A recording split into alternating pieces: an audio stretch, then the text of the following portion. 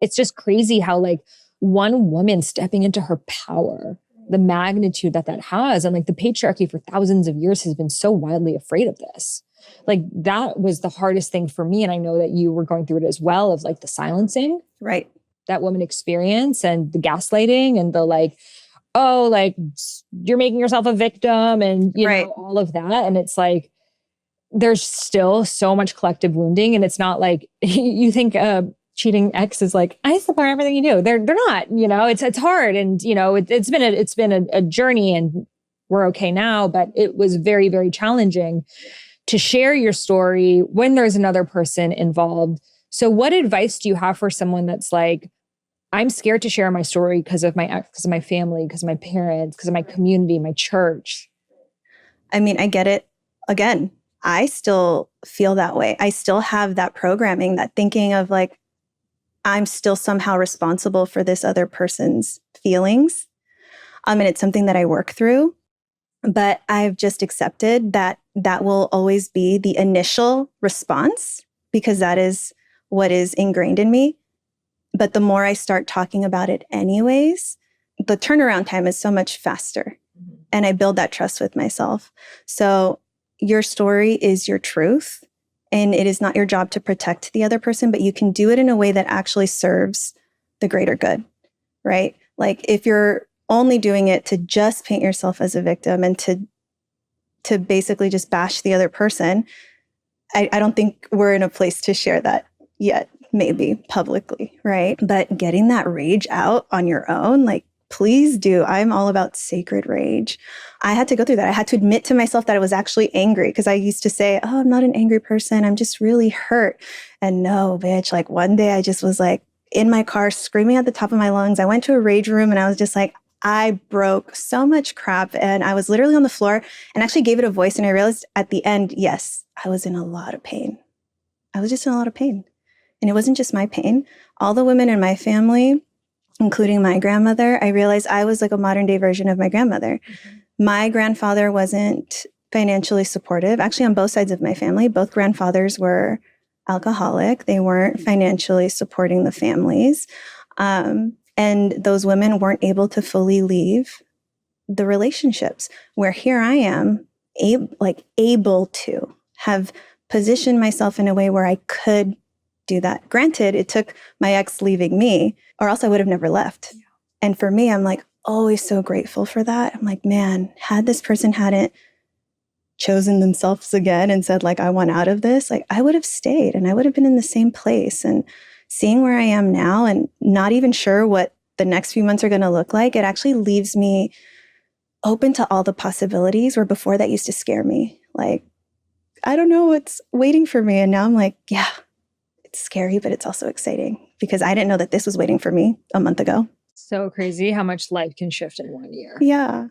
Yeah. And I feel you. We are our ancestors' wildest dreams. Definitely. So I'm curious, in the Dharma coaching program, what were some of the tools or practices that were like game changers for you?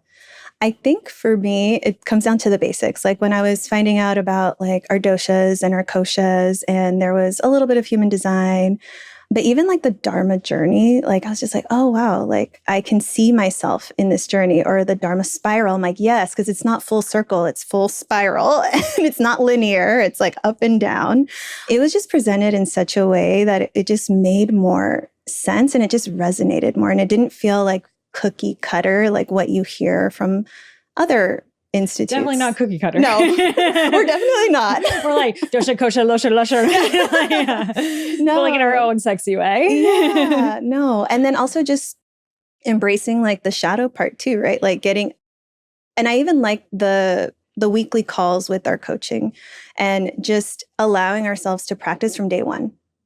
Just getting comfortable with holding space and receiving and getting familiar with that from the get-go really helped. And then even with the assistant coaches, like being live with them and actually being able to share our truths and what's coming up. And sometimes it wasn't even about what was just being presented or what the topic was. Like, yes, it was, we talked about it, but if there was something else that needed to be said or that had to come through collectively that was being felt, we talked about it. And I think that's what coaching is about. It's like, we can have an agenda, we can have a blueprint, we can have way, like even my workshops, right? Sometimes I'm like, oh, like this is what I'm going to talk about. But if something else is like wanting to come through, okay, I guess this is where it's leading us. Let's talk about this. So that's what I love, that it really did harness in on like that intuitive and really feeling into things while still having like a spiritual, practical approach. I love that. And the reason why I have you guys start coaching from week 1 is because there's no better way to learn than to teach. It's like just to put yourself in it. I feel like we can like get so in our heads of like, I don't know, can I coach? And like, even if you don't want to become a coach, right, just to like listen to someone and hold space for them, it brings up so much in you. You see yourself in that person. Like I see so much of myself in you. But everyone you coach, you start to see yourself in them, and it reminds you of this and helps you like make sense of your own life. And then just going through the Dharma discovery system for yourself, right, you know, like, wow, what stage of Dharma am I on? You know, what are my archetypes? You know, what mediums do come through me? What are my superpowers? Just doing this within yourself. It's like, when else on earth do we actually ask ourselves like, what is my purpose? It's like the biggest question ever, I would say.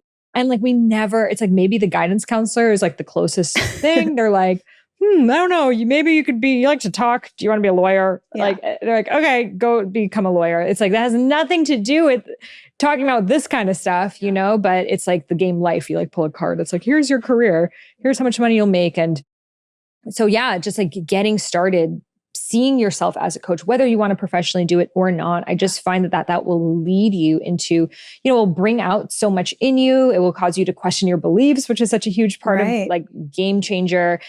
And then of course, like learning how to create a business and things like that then you also just know you have options. And I just see so many people, they come into it and they're like, yeah, I don't know if I want to be a coach, but I want to just like 6 months, dive into myself, dive into my purpose, know who I am.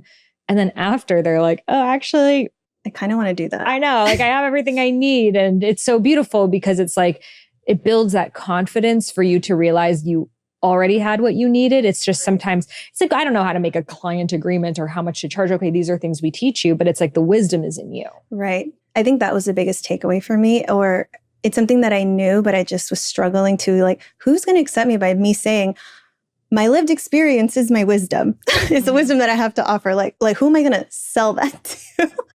But no, like as I went on the program and in the journey, I was like, no, like that is the medicine. Like my lived experience, my wisdom, that is the medicine. And it's what is inspiring the women that are coming into my containers or that are coming into my space.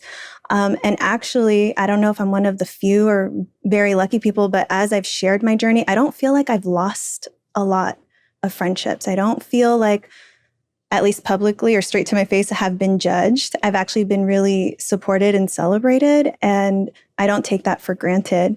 But I think people can really feel when you're coming across authentically, even through social media. And that's something that through DCI just further supported me as like, no, like I am in the right path. I am doing what I'm supposed to be doing by showing up however I am, wherever stage that I am. Like I'm a manifester. So like my Instagram page, I'm like, there's no aesthetic, there's no nothing. It's just like in October of 2022, you can see where I started and here I am. So you could literally track my journey on my social media and through the events that I've started to put on after I got certified. And now that I'm doing this, I mean, I held on to my coaching certification since November because I was just like, okay, I did it. Don't know what I want to do with it yet. And not until, again, like just a month or two ago, I was just like, oh my God, I get it now. Like, I want to be a divorce coach. Oh, I can see now how I can incorporate DCI's teachings, the journey, the spiral, I'm like, I can see now how I can make that my own and fit this into my own experience. And it's just nice to witness myself start thinking this way. I never thought I would be an entrepreneurial, spirit-led girly, you know, and like, here I am. But and also I bet you this time next year, you're going to be a full-time 6-figure coach. Guaranteed. Let's hope it. Let's put it out there, girl. 100%. Thank you so much. I'm looking forward to that.